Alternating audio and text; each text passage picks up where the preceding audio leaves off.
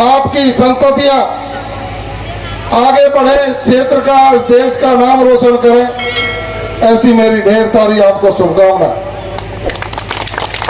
आदरणीय पूर्व प्रधान रविंद्र जी जैन साहब विराजे, आप सबका आशीर्वाद मेरे ऊपर हमेशा बना रहा है। मैं जब 5 साल 2 महीने 2.5 महीने पहले कामा में विधानसभा का चुनाव लड़ने के लिए पार्टी ने भेजा था, तो कोई लोग जानते थे, कोई नहीं जानते। गांव गांव जब मैं गया, लोगों का प्यार और आशीर्वाद, इतना प्यार मिला कि मैं आज तक भी आपके प्यार को भूल नहीं पाया। चुनाव जरूर हारा था पिछली बार, लेकिन चुनाव हारने के बाद जब आप लोगों के बीच में आया तो मैंने एक ही बात कही थी कि आपने मेरे ऊपर एहसान किया है। चुनाव जरूर हारा हूं, लेकिन हिम्मत नहीं हारा हूं, और हिम्मत नहीं हारा तो पूरे 5 साल तक आपके चरणों की धूल को माथे से लगाकर, इस विरज रज के आशीर्वाद लेकर, गांव गांव ढाणी ढाणी जाकर सुख में दुख में और अत्याचार के खिलाफ सीना तान करके खड़ा रहा। यहां अन्याय आप लोगों के साथ नहीं होगा। ये संस्कार है भारतीय जनता पार्टी के कार्यकर्ता के।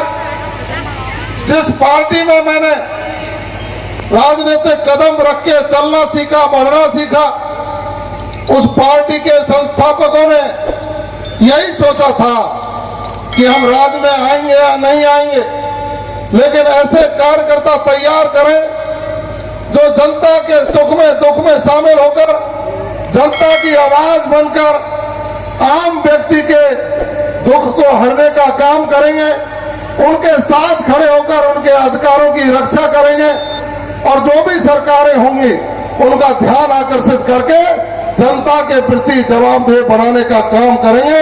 उसी पार्टी के कार्यकर्ता के रूप में मैं आपके बीच में आपके चरण छूने आया। आशीर्वाद हुआ, आप लोग पूरी ताकत के साथ खड़े रहे, लेकिन पार्टी का फिर आदेश हुआ कि आपने कामा की खूब सेवा की है, अब अपनी जन्मभूमि की तरफ चलिए। आप नगर के लोगों के साथ खड़े होइए। गौ माता का आशीर्वाद हुआ, साधु संतों का आशीर्वाद हुआ। नगर विधानसभा से मुझे पार्टी ने उम्मीदवार बना दिया। मैं किन शब्दों में आप सबका आभार व्यक्त करूं, इन माताओं बहनों का आभार व्यक्त करूं। जहां भी जिसकी कोई जानकारी थी, आप लोगों ने टेलीफोन किए, खुद भी गए, पैदल गए, गाड़ी से गए, हर गांव में आपकी उपस्थिति मिलती थी। और आप लोगों ने वहां जाकर भी ये कहा कि ये जवाहर हमारा है, इसकी गारंटी हम देते हैं। नगर वाले लोगों इसके ऊपर आशीर्वाद करिए, निश्चित रूप से आपकी गारंटी का आशीर्वाद मुझे मिला। आप ही नहीं, मैं कृतज्ञ हूं इन साधु संतों का, जिन्होंने सैकड़ों की संख्या में कई सम्मेलन किए। प्रेमदास जी महाराज ने सैकड़ों साधुओं के बीच में जब मेरा आशीर्वाद दिया, उसी दिन में निश्चित हो गया था कि अब यह आशीर्वाद फलेगा और दुनिया की कोई ताकत नहीं है जो मुझे विधानसभा में जाने से रोके।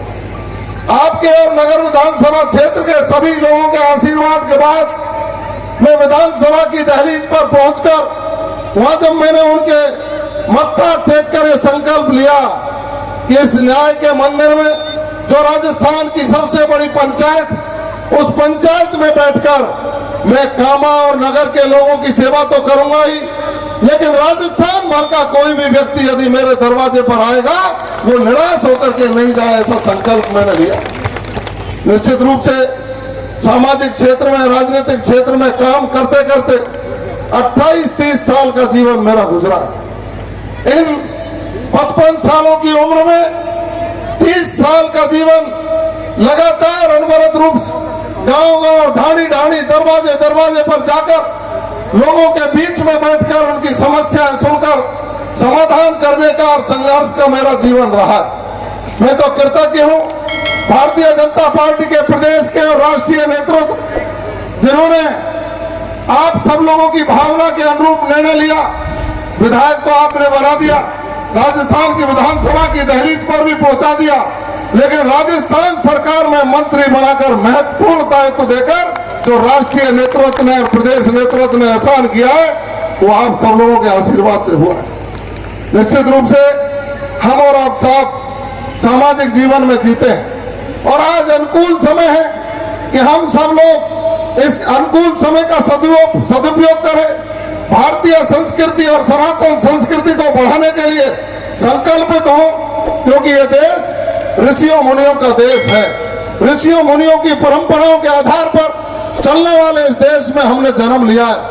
हम सौभाग्यशाली हैं, भारत देश में जन्म लिया, जिस भारत में श्रवण कुमार ने जन्म लिया था, अपने अंधे माँ बाप को 4 धाम की यात्रा कराने के लिए कंधे पर ले गया, उनको 4 धाम की यात्रा कराने का संकल्प पूरा किया। हम सौभाग्यशाली हैं, उस भगवान राम के देश में जन्म लिया, जिन्होंने वन में जाकर के भी अपने माँ बाप का कहा मानकर उन्होंने दुष्टों का नरसंहार किया और भारत के देश में रहते हैं, भारत जैसे भाई के देश में रहते हैं, जिन्होंने राम के वनवास जाने के बाद उस गद्दी की ओर आंख उठा करके नहीं देखा, 14 वर्ष तक उनके खड़ामुओं की पूजा करके संदेश देने का काम किया। हम पन्नाधाय के देश में रहने वाले लोग, जिन्होंने अपनी स्वामी भक्ति की पूरी पालना करते हुए अपने वंश को, चंदन को मिटाने का भले ही उन्होंने निर्णय ले लिया, लेकिन स्वामी भक्ति की पराकाष्ठा उन्होंने पार की और अपने स्वामी वहां के राजा के वंश को मिटने नहीं दिया। हम महाराजा सूरजमल की धरती के रहने वाले लोग, जिन्होंने अहमद शाह अब्दाली जैसे महान आक्रांता को जिस तरह से पानीपत के युद्ध में परास्त करके अपनी संस्कृति को बचाने का संकल्प लिया था, हम उसी धरती के निवासी हैं। इसलिए हमारा और आपका फर्ज बनता है कि हम अपनी संततियों को संस्कार दें, संस्कारवान संतति बना करके इस देश के विकास में उनका योगदान कैसे सुनिश्चित हो सकता है, उनकी आगे की जीविकोपार्जन के लिए भारतीय संस्कृति के अनुसार कैसे वो बढ़ सकते हैं, ये संकल्प ऐसे मौकों पर हमको लेना चाहिए। ये मात्र वार्षिक उत्सव नहीं है, ये सामाजिक संदेश देने का उत्सव है कि हमारी संस्कृति की सुरक्षा कैसे हो। जिस गाय माता में 33 कोट देवता विराजमान हो, वो गाय माता आज कट्टियों में कटे और हम लोग मूक दर्शक बन कर बैठे रहे, हमारा जीवन जीने का कोई औचित्य नहीं है। हमको और आप सब लोगों को ये संकल्प लेना पड़ेगा कि भारतीय संस्कृति की रक्षा के लिए जो भी हमारे पूजनीय स्थल है, उनकी संरक्षा कैसे हो, उनकी सुरक्षा कैसे हो, जो भी देवी देवता है उनका सम्मान कैसे बढ़े, जिन पशुओं के आधार पर हमारी जीविका बढ़ती हो उनका संरक्षण कैसे हो, इन सब का विचार करके हमको आगे बढ़ना पड़ेगा। इसीलिए माननीय मुख्यमंत्री जी जब विभागों का बंटवारा कर रहे तो उन्होंने मेरे को कहा कि जवाहर सिंह, आपको हम गौपालन विभाग दे देते। मैंने कहा जैसी आपकी मर्जी। उन्होंने गौपालन विभाग दिया, पर मैंने कहा मैंने साहब, गाय को आजकल कुछ लोग दुरुपयोग करके इसकी हत्या करने का भी प्रयास करते हैं, तो उन्होंने कहा आपको पुलिस भी दे देते। उन्होंने गृह विभाग भी दे दिया। मैंने कहा साहब, गाय बच जाएगी और बच जाएगी तो इसका पालन पोषण बाकी व्यवस्थाएं कैसे होंगी, तो उन्होंने कहा आपको पशुपालन भी दे देते हैं। मैंने पशुपालन तो दे दिया, लेकिन इसके दूध को कहाँ ले जाएंगे कि आपको हम डेयरी भी दे देते हैं, डेयरी ले जाइए। ये सारी व्यवस्थाएं दे करके फिर मैंने ये भी कहा कि आजकल किसान दूसरी खेती की ओर भी बढ़ते हैं, जिससे उनकी आमदनी का जरिया बढ़े। तो उन्होंने कहा जवाहर सिंह, आप तो काम करिए। पार्टी के राष्ट्रीय नेताओं ने, प्रदेश के नेताओं ने कहा आप तो काम करिए, जनता के बीच में रहिए, किसानों का मूल्य बढ़ाने के, उपज का मूल्य बढ़ाने के लिए जो भी कुछ कर सकते हैं और दूसरे काम कर सकते हैं। तो उन्होंने कहा वहाँ पानी बहुत भरा रहता है, आप मछली पालन भी ले जाइए, मछली का विभाग भी मुझे दे। ये सारी जिम्मेदारियां आपके आशीर्वाद से मुझे मिली है।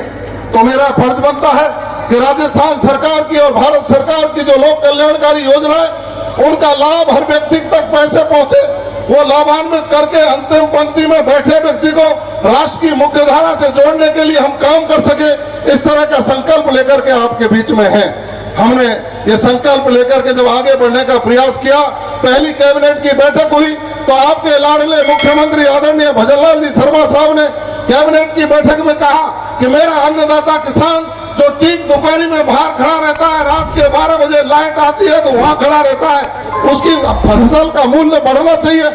उन्होंने गेहूं का मूल्य 2275 से बढ़ाकर एक झटके में 2400 रुपए क्विंटल करने के आदेश जारी करवा दिए और ये कहा ये 2400 ही नहीं, हम समयबद्ध कार्यक्रम के तहत इसको 2700 रुपए तक ले जाएंगे। फिर उन्होंने कहा कि माननीय मोदी जी चुनाव में आए थे, उन्होंने कहा किसानों के हितों की रक्षा करने का हमारा संकल्प, तो 6000 रुपया प्रति वर्ष जो आपके खाते में आता है उसको 12,000 रुपया तक बढ़ाने का संकल्प राजस्थान की सरकार ने पारित किया और आपको अप्रैल के महीने से पहली किस्त के रूप में 8,000 रुपया मिलना शुरू हो जाएगा। ये सुशासन की सरकार जो राजस्थान में आदरणीय भजनलाल जी शर्मा के नेतृत्व में संचालित हो रही है, उन्होंने महिलाओं के सम्मान के लिए, महिलाओं के लिए पेंशन बढ़ाने का काम किया। हमारे बुजुर्गों को जो 1,000 रुपया मिलती थी उसको 1150 रुपये करने का काम किया। आदरणीय भजनलाल जी शर्मा ने जब निर्णय लिया कि हमारे नौजवान युवा साथी पिछली सरकार के कार्यकाल में जिस तरह से पेपर लीक की घटनाओं से आहत हो परेशान होते थे, उनका बाप उनकी माँ पेट बांध करके उनको 2 रोटी जून की छोड़ करके उनको पढ़ाने का काम करते थे। कोई जयपुर पढ़ता था, कोई दिल्ली पढ़ता था और पता लगता था कि पेपर लीक हो गया तो किसान बेचारा आहा करके बैठ जाता था। उन्होंने SIT का गठन किया और कहा जिन लोगों ने पेपर लीक किए हैं उनका स्थान बाहर नहीं सलाखों के पीछे है। और आपको खुशी होगी कि SIT का गठन करने के बाद 50 से ज्यादा लोगों को जेल के अंदर पहुंचाने का काम किया है हमने।